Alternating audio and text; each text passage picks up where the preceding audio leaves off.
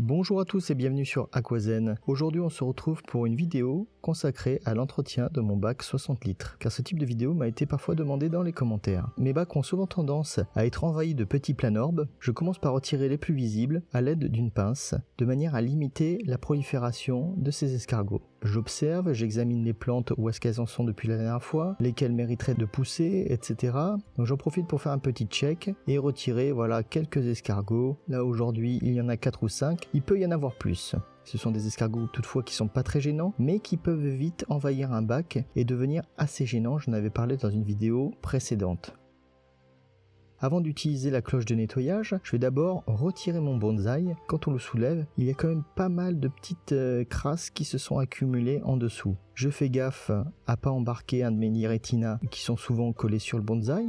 Là c'était le cas, donc du coup je l'ai enlevé et je l'ai posé sur une pierre. Et le bonsaï, je le mets dans mon seau de récupération d'eau, je m'en occuperai un peu plus tard. Avec tout le remue-ménage, mes poissons sont tout curieux et comme il y a beaucoup de particules en suspension, ça les intéresse quand même vivement. À l'aide d'une cloche d'aspiration, après quelques mouvements de va-et-vient, on crée le mouvement d'aspiration et il faut bien sûr prévoir le seau juste à côté pour pouvoir récupérer les eaux sales. Donc j'essaye de siphonner avant tout le sol pour enlever tous les déchets qui se sont accumulés. Je renouvelle mon eau, mais aussi j'enlève le maximum d'impuretés. Je passe au-dessus de mes hémianthus qui ont souvent tendance à être colonisés de petites algues filamenteuses. Donc j'en profite pour essayer de les aspirer, en évitant d'aspirer aussi les hémianthus qui ont toujours un enracinement assez fragile. À savoir que pour l'exemple de cette vidéo, j'avais laissé le bac exceptionnellement 2 semaines sans action de ma part, sachant qu'en règle générale, je fais un entretien hebdomadaire. Je ne vous cache pas qu'avec le nombre de mes bacs, c'est une sacrée entreprise si je fais tout le même jour. Ainsi, pour pouvoir m'occuper des bacs le plus sérieusement possible à chaque fois, j'essaye de pas tout faire le même jour, car sinon je suis obligé de faire ça en vitesse et j'aime pas trop. Donc voilà, donc j'arrive quand même à enlever pas mal d'impuretés, ça limite quand même, d'autant plus que ma filtration, je vous en parlerai dans une prochaine vidéo, est pas non plus au top, elle a pas un débit de fou, donc du coup il est important à mon sens de bien siphonner le fond de l'aquarium, mais je dois vous avouer que quand même, par rapport à la population que j'ai, il y a quand même peu de pollution au fond du bac. Donc grâce à cette méthode, j'ai retiré environ 7 à 8 litres d'eau dans le bac. C'est un aquarium 60 litres, avec tout le décor et le substrat, il y a forcément, moi je compte qu'il y a maximum 50 litres d'eau, donc du coup renouveler 7, 8, 9 litres d'eau, c'est pas mal, ça garantit quand même un bon renouvellement des nutriments et un apport d'eau propre qui n'est pas négligeable.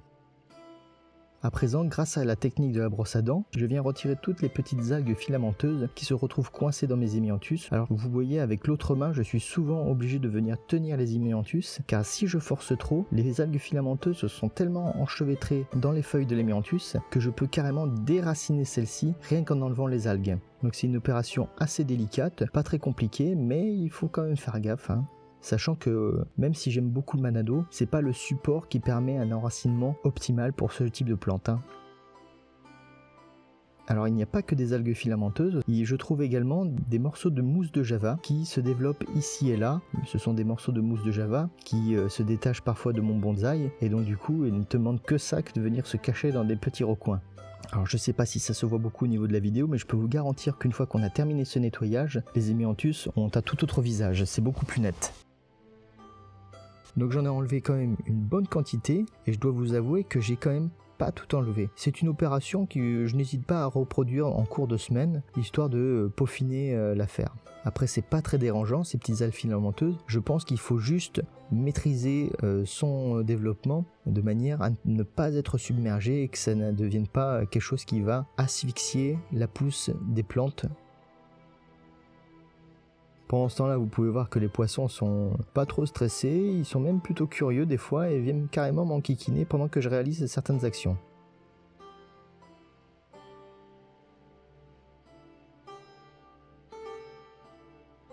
Le bloc de filtration, je l'ai laissé dans l'eau de l'aquarium. Le bonsaï également, je vais le retirer. Il va falloir le tailler, retirer les algues qui sont venues un petit peu polluer tout ça. Et là, je commence par examiner la racine sur lequel se développent beaucoup les planorbes. Il y en a beaucoup qui s'y cachent, qui s'y imbriquent dans les petits endroits. Donc déjà, je vais continuer ma lutte anti-invasion de planorbes et je vais retirer tout ce que je vois à l'aide de ma pince. Et j'essaye en même temps de gratter au maximum ma racine de manière à enlever les éventuels œufs de planorbes, parce que franchement, avoir 50 planorbes dans un petit 60 litres, c'est pas forcément le but recherché. Donc si vous voulez voir comment j'ai réalisé ce bonsaï, n'hésitez pas à cliquer sur la fiche qui s'affiche en haut à droite qui vous renverra vers le tutoriel de fabrication de ce bonsaï. Si jamais vous voulez voir la vidéo jusqu'au bout, je vous la mettrai dans la description. Ensuite, je procède à la taille proprement dit. Je fais en sorte que ça fasse vraiment des boules style bonsaï, que ce soit le plus propre possible, qu'il n'y ait pas de brin qui dépasse. Donc j'hésite pas à couper au plus court, comme ça après ça pousse de manière uniforme. Et en plus, comme la mousse de Java a tendance aussi à être colonisée par de l'algue filamenteuse, cette taille permet aussi d'éliminer le maximum de présence d'algues. Donc cette taille, je l'effectue une fois par semaine. Ça peut paraître assez long, c'est peut-être l'opération qui me demande le plus de temps, mais c'est quand même quelque chose qui est assez plaisant à faire. Et puis voilà, si on fait les choses, c'est avant tout par plaisir et non pas par contrainte. Je vous laisse terminer le visionnage de la taille du bonsaï.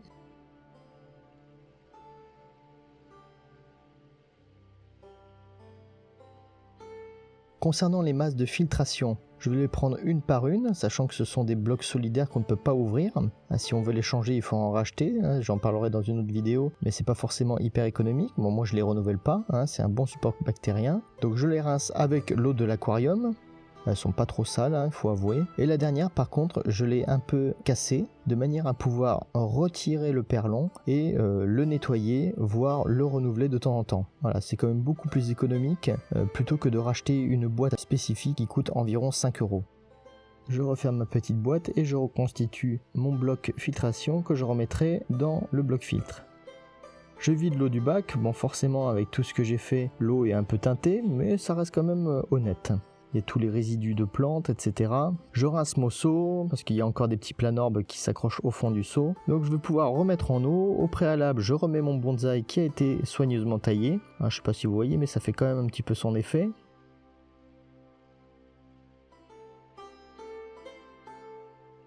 Qu'est-ce que je fais ensuite? Je complète le niveau de l'aquarium avec un mélange d'eau du robinet et d'eau osmosée. En ce moment, je suis en train de faire un mélange 1/3 eau du robinet, 2/3 eau osmosée. C'est le mélange dont j'ai besoin pour obtenir les paramètres recherchés. Grâce à ce mélange, moi personnellement, chez moi, avec mon eau de conduite plus mon eau osmosée, à raison d'un dosage de 2/3, 1/3, j'arrive à un pH de 7.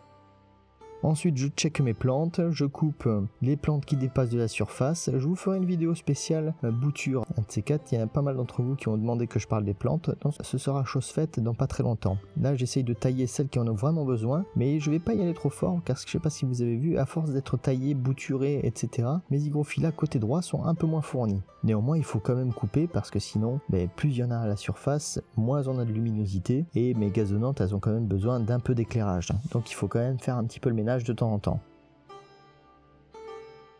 Parmi mes dernières opérations, un petit coup d'engrais. Moi j'utilise en ce moment du Ferropol de chez JBL. Je l'utilise personnellement toujours en demi-dosage, voire en quart de dosage, parce que sinon il me fait exploser le taux de fer et c'est pas forcément bon pour tout le monde à chaque fois. Un petit coup de produit vitre.